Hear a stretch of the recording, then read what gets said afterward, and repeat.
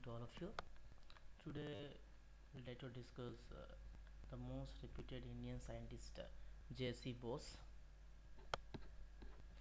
J.C. Bose, actual Jagdish Chandra Bose, but is very popular as J.C. Bose. He contributed a lot to Indian science in early 19th century. He was born in on 30th November 1858 in Dhaka, today's Bangladesh. But actually, in those days, it was a part of India. In 1905, the British government separated the Bengal as the East Bengal and the West Bengal. The West Bengal today is called as Kolkata, the headquarters. East Bengal later on until after 1970, they separated as a separate country called as a Bangladesh, the help of India. So Jagdish Chandra Bose was born in Bangladesh and he completed his basic education in Bangladesh. His family was quite affluent and well educated family in those days. His father worked as a magistrate. Even though he worked as a magistrate, he belongs to a very highly what we call high-fi people, but he never behaved like that. And he's born and he's brought up to his children just like a normal man, complete normal common man.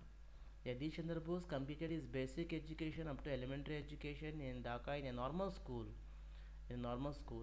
because his father strongly believed that it is always suggestible to complete the basic education in the mother tongue. Then only their child is capable to learn any other new language in a comfortable way, until and unless he is not fit for his mother tongue as well as the other languages also.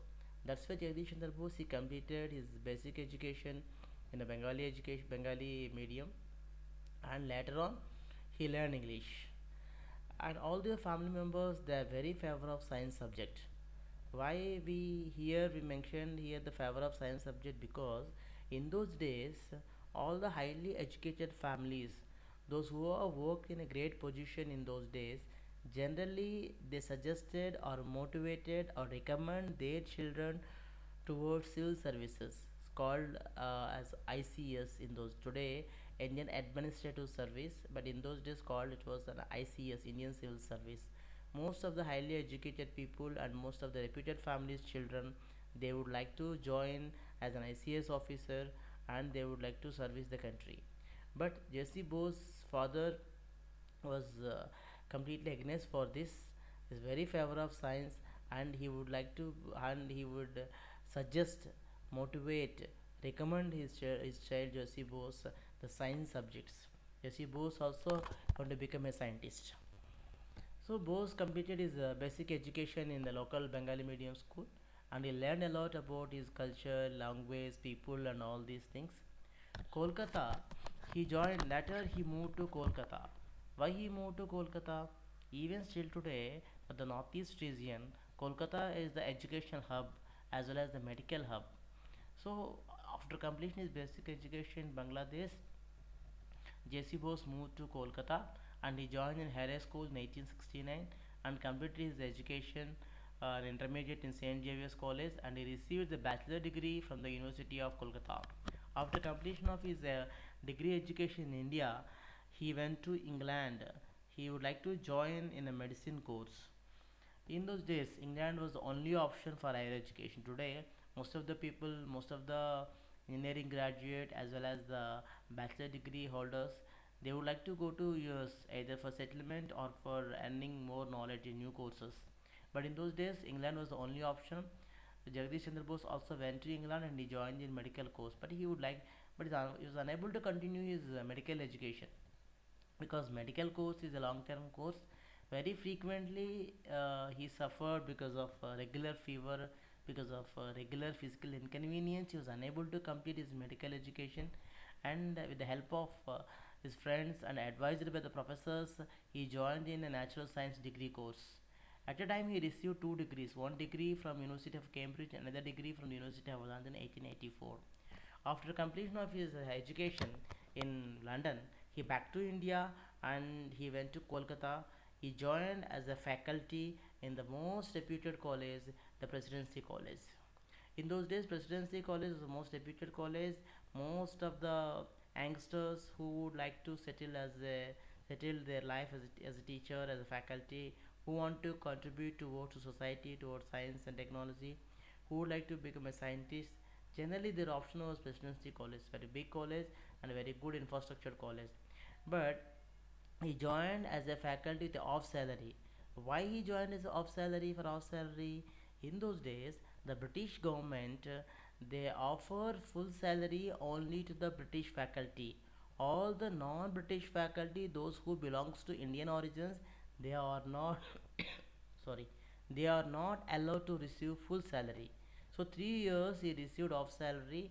Because of his 3 years continuous fight with the British government and higher authorities, at last Jagdish Chandra Bose he received full salary.